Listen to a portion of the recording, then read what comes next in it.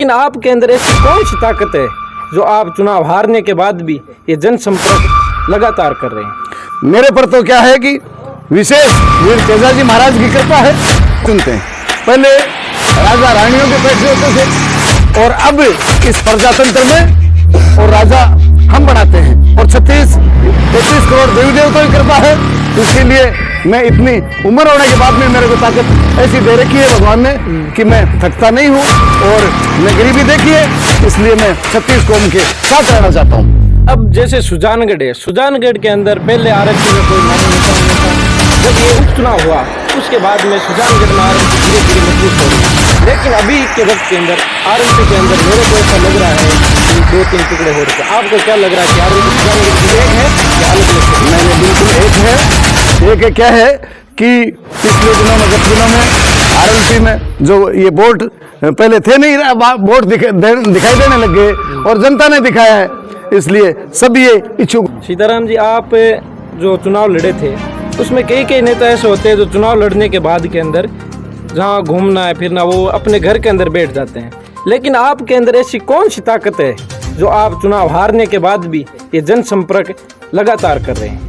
देखिए, ऐसा है, मैं एक मजदूर तबके का व्यक्ति हूँ और मैंने गरीबी देखी है और मैं किसान व्यक्ति हूँ, इसलिए राजनेता लोग चुनते हैं। किस लिए चुनते हैं? पहले राजा रानियों के पेट से होते थे और अब इस प्रजातंत्र में और राजा हम बनाते हैं, जनता बनाती है। राजा जनता बनाती है, किसके लिए बनाती है? आपकी सुख और सुविधा के लिए बनाती है। परंतु जो नेता जीत करके चले जाते हैं, आप वापस आके सुध भी नहीं लेते।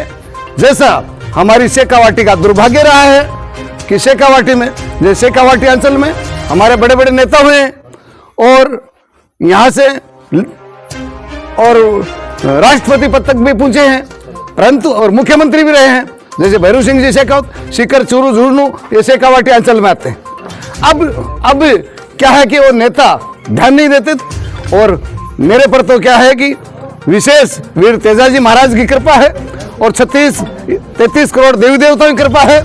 इसके लिए मैं इतनी उम्र होने के बाद में मेरे को ताकत ऐसी दे रखी है भगवान ने कि मैं थकता नहीं हूँ और मैं गरीबी देखी है, इसलिए मैं 36 कौम के साथ रहना चाहता हूँ। अब जैसे सुजानगढ़ है, सुजानगढ़ के अंदर पहले आरएलपी का कोई नामो निशान नहीं था।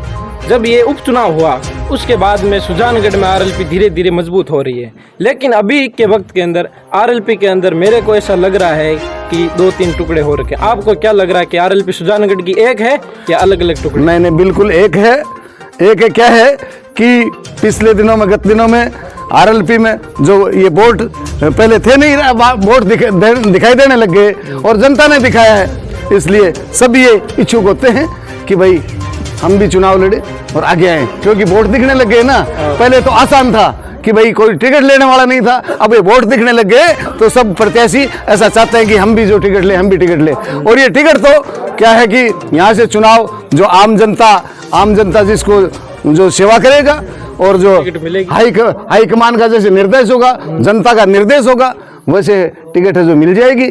और इस प्रकार की कोई बात नहीं है, किसी प्रकार का मतभेद नहीं है, पार्टी एक ही है। एक छोटा सा परिवार होता है, उस छोटा सा परिवार में पति पत्नी का परिवार होता है, उसमें भी छोटा मोटा मतभेद चलता रहता है। जो उपचुनाव था उस समय छोटा परिवार था, लेकिन आजकल आरएलपी का लग रहा है बड़ा परिवार। हाँ, बिल्कुल बड़ा परिवार। लेकिन आपकी रणनीति क्या है आगे के लिए? 23 का जो मिशन है उसके लिए आपने सुजानगढ़ के लिए, मतलब जैसे सुजानगढ़ में आपका क्या क्या है कि मैं भाई ये काम करवा दूंगा, ये करवा दूंगा, जो वादे होते हैं वो, और आपको क्या लगता है सुजानगढ़ में टिकट किसको मिलेगी? जनता, सुजानगढ़ की जनता है वो इंतजार कर रही है कि हमें कौन सा उम्मीदवार मिलेगा। देखिए, ऐसा है, हमारा मिशन जो ये है कि अब सरदार सर की सीट खाली हो गई है, इसलिए पहला होगा।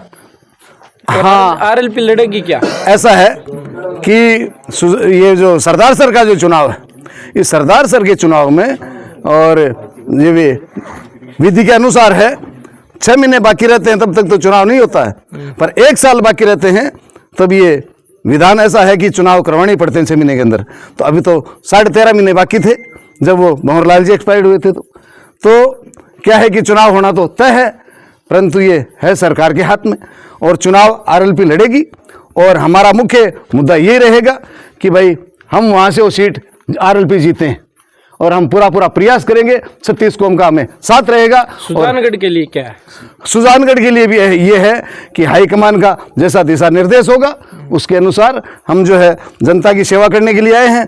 टिकट मिल जाएगी तो चुनाव लड़ेंगे, अन्यथा भाई साहब कोई दूसरे पर हाथ रख देंगे तो हम उनके साथ रहेंगे, ऐसी कोई बात नहीं है। पूछ रहे हैं कि भाई सब साथ में, जो कोई भी किसी को भी खड़ा कर दिया, हाँ, सब उनके साथ है। और एक जो किसानों की इधर की समस्या है, जो दीनदयाल योजना है जो केंद्र सरकार ने चालू की थी, वो राज्य सरकार जिसको बंद कर रखा है, तो आप उसके लिए कोई धरना प्रदर्शन कुछ करोगे आगे के लिए कि दीनदयाल योजना वापस चालू हो? देखिए और ढाणियों में लाइट लगे। देखिए ऐसा है, जो दीनदयाल योजना पहले चल रही थी उसको बीच में रोक दिया गया, परंतु अब तो आप जैसा ही मैं हूँ, आप जैसा ही हूँ, आप मेरे को सेवा का मौका दोगे तो ये दीनदयाल योजना भी और भी कई प्रकार की योजनाएं हैं वो हम सरकार से लड़ाई लड़ करके चालू करवाएंगे और जनता की सेवा करेंगे। और मैं तो पहले भी 2 बार चुनाव लड़ चुका हूँ। मैंने ये कहा था कि चुनाव का नतीजा कुछ भी रहे, परंतु जब तक जीवित हूँ आपके बीच में रहूँगा, आपके साथ में रहूँगा, पीठ दिखा के नहीं भागूंगा।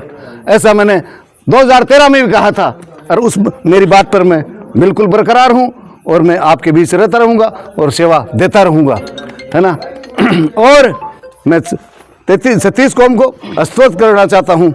जैसे ये सीताराम नायक है, सीताराम नायक को आज हनुमान जी बेनीवाल ने नायक समाज की रक्षा और सुरक्षा करी। हनुमान जी तो 36 कौम की रक्षा सुरक्षा करते हैं, पर इस नायक को योग्य समझा तो मेरे को संपूर्ण जनता ने मान और सम्मान दिया, 36 कौम ने मान और सम्मान दिया। और मान सम्मान देते हुए ये इस नायक की कहाँ बारी आती थी, हेलीकॉप्टरों तक का सफ़र करवाया, मोटरसाइकिल से लेकर के हेलीकॉप्टर का तक का मेरे को सफ़र करवाया। तो मैं इनको कब भुला नहीं सकता। मैं जीऊँगा जब तक आरएलपी के साथ रहूँगा और बिल्कुल कंधा से कंधा मिला के रहूँगा, 36 कौम के साथ रहूँगा।